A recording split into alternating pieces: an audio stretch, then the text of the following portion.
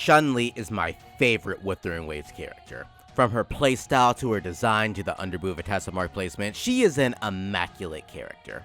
There is, however, some misconceptions about Changli. Some would say that she was released ahead of her time, her kit is too convoluted, and her outro is useless. You see, those issues might be accurate if you don't know how to play her.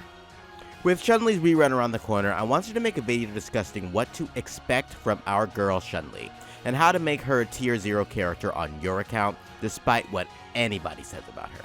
Her kit is truly one of the most misunderstood in the game among content creators, among players, and among many people. And quite frankly, it's time to lay these foolish ambitions to rest.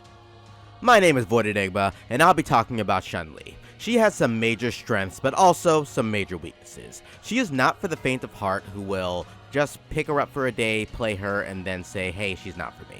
She was made for those who want to learn how to surf these Wuthering Waves, rather than just follow these same waves. Changli is a sword-wielding fusion character that was released in version 1.1 of the game, directly after Genshin. I skipped the amazing dragon lady for this fiery phoenix because she's hot. Get it? So, you know how much I was dedicated to learning her. I already knew she wouldn't be as powerful as Genshin, but damn. Her skills are so flashy and fast-paced that I swear I saw smoke coming from my keyboard while quickswapping. As a dual-blade main in Monster Hunter, and a C6 Shao enjoyer in Genshin, this is my absolute favorite playstyle. I tend to pick up harder characters in every single game that I do play because I like quick-paced, slashy movesets, so Changli would be no exception to my gaming creed. So why is Changli misunderstood? Well, it's simple. You don't know how to play her. She has so many unique features in her kit, and you have to weave together each of these unique features all together to make her work perfectly. She is not a character that you pick up in one day and master, although most characters in the game are not. So I don't want players to be dissuaded from pulling for her just because she's quote-unquote hard to use. She will and can be played if you actually are going to be dedicated to learning her. So if you're a Changli enthusiast who will be dedicated to have your daily sessions consist of learning how to quickswap with Changli, then yeah, Changli is the gal for you. But if you are more of a player who likes to go Genshin Laser or Chameleon G on hold click, smooth, easy, brain off, then Changli is not the character for you. So you may be asking, just how are you supposed to play Changli then? Let me preface this by saying that I've mastered Changli's gameplay. I know every facet of her kit, and I know exactly what she's capable of in combat and how to best utilize her. She is very flexible when on field and has free rotations thanks to the way that her kit is designed. With that being said though, she can't have fixed rotations for certain team comps. When Changli was released in version 1.1, it was thought that she had no teams. There was no fusion character that could actually be buffed by Changli fully, and that was absolutely the wrong way to think about playing her. Changli is a quickswap heavy character, and her outro shouldn't be the main reason why you use her. You should be using her to weave in easy damage through quickswaps. This gameplay isn't for everyone, and when she was released, many characters didn't quote-unquote synergize with her. There are characters like Encore who I thought played pretty well with her, but because she didn't fully buff Encore with her outro, many thought that it just wasn't going to be a great team to use. The team still works, but it can't be considered a tier 0 team. So that means that there are no characters that were made for Changli. Well, meet Chisia, the best in slot team lead for Changli. She's fusion, check. She plays nice with quickswap, check. She has a liberation that deals significant damage, check. If you're a player who immediately threw Changli and Chisia into a team, then you'd be absolutely horrible with her. But with some knowledge on how to actually use Changli and Chisia, then these teams will be just as powerful as many of the top teams on your account, no doubt. The goal of this team is to quickswap until Changli's outro is ready, then outro into Chisia and use her liberation skill fully, and then use the empowerment of the liberation skill to actually let off an insane nuke that is her liberation. Blazing Flames. While that sounds like a very direct method that you have to play her, it's not actually that difficult because of how Changli's kit is designed. Keep in mind, this team that I'm showing you here, it actually is only a level 80 Chisia. Did I also mention that Chisia's a 4-star?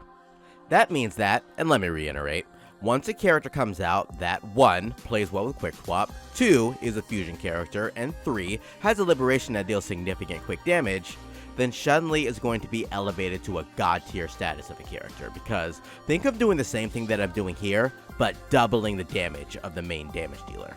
I want you to imagine for a second, if Carlotta truly power crept Cheesia, and was a fusion character who specialized in resonance liberation damage instead of resonance skill damage. That would have made Carlotta and Chun-Li the best duo in the game, hands down. I'm already using Chun-Li and Cheesia in this quickswap team and clearing almost as fast as Jessie and Carlotta.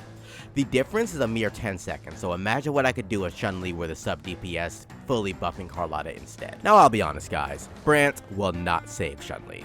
Brant is another Chun-Li actually. Another Chun-Li? Well, let me explain. I fully examined Brant kits in game and I was able to play him during the story quest, and he's just not going to be the one to elevate Chun-Li to an S tier character. The reason for this is because Brant has the same role as Chun-Li, a sub DPS fusion buffer. What Chun-Li needs is a fusion main DPS character that is very quick swappable like Carlotta or Cheesia. That being said, Chun-Li and Brant will still be an amazing team to use together, and just let me tell you, it's an amazing experience to use them in unison.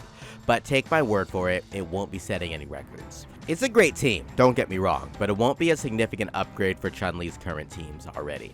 If you are very proficient at quick swapping, it will compete with the top teams, but you have to know what you're doing to use them together. It's difficult to master, and there are so many features in both of their kits that you have to weave together, and it will be a challenge to do all of that. I'm sure that in 1 or 2 months, however, this team will perform much better than day one. There are so many rotation kits and gimmicks that you can do with Chun-Li as well as Brant, so if you're serious about mastering her gameplay, be sure to subscribe and like the video. I'll be dropping an in-depth guide soon for Chun-Li and Brant closer to their release, and then I'll be making a quick swap video on how to play them perfectly together. I mean, even Prydwen has her placed at 0.50 in the tier ranking, so she's definitely going to be able to be used with so many different characters, and they actually say, currently missing an ideal partner, and most of her strongest combos requires frequent use of resonance skill, which has a 12-second cooldown and you must play it around it effectively. Yep, that pretty much sums up Chun-Li and how to actually use her, and why she's great on some teams but bad on others. Now don't get me wrong, at the end of the day, other teams are much easier to play, so it's not really for everyone, but at least give it a shot and don't just discount her completely before saying that she sucks. You want to know where Chun-Li truly shines? Gameplay modes like Whimpering Waste. She has the AoE, she has the quick swap, she is just a gem in these modes. Quick swaps are the best team rotation for these modes like Whimpering Waste, as having as many DPS on field as possible, it will make you win. You can kind of forego the sustain, and you can keep dealing damage, and that is how you win with these modes. Make sure that all of them are built for damage, and you'll do just great. These type of game modes are where Chun-Li can truly unleash every facet of her kit. With the quick damage that she's able to get out, as well as her liberation doing a ton of damage, and it will slow down time when she does the damage, you can combine her with many other characters to just easily clear these stages. Here's an example of a sustainless team not even using any main characters, and them able to get 2500 points on one half, which is enough to fully clear this game mode. She's also one of the best overworld characters because her damage comes in 3 nukes: Enhanced Heavy, Liberation, Enhanced Heavy. Chun-Li is a character that you have to play for a month really to actually understand and master her. She is a quick swap heavy sub DPS who can match the damage of your main carry, despite whoever your main carry might be. I've played Chun-Li in so many teams with so many different characters, and she's always competing with the same clear time as if I was using that same team with their hyper carries instead. About 5 to 10 second difference each time, sometimes even winning. That means that if you want to use Chun-Li with any content, whether you're using Judgy and you need to share her with both Carlotta and Jinshi, well, you can throw in Chun-Li into one side and you'll be set.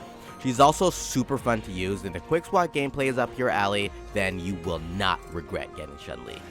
Was Chun-Li released ahead of her time? Well, maybe. But was Chun-Li's kit design a mistake? No. Chun-Li grows with the player's skills, and if you're more casual and don't want to learn her, then she's not really for you. But if you're an intermediate or great gamer, then yeah, she will suit you just fine. Even if you're casual, you will still be able to use her just fine. Just be ready to actually sit down and learn and play her. And by sit down and learn, I mean, when you do play the game, actually use her and try to learn her. If you enjoyed this video, make sure to like and subscribe, and thank you so much for watching and for your continued support. This has been Void Enigma, and until next time, Enigma out.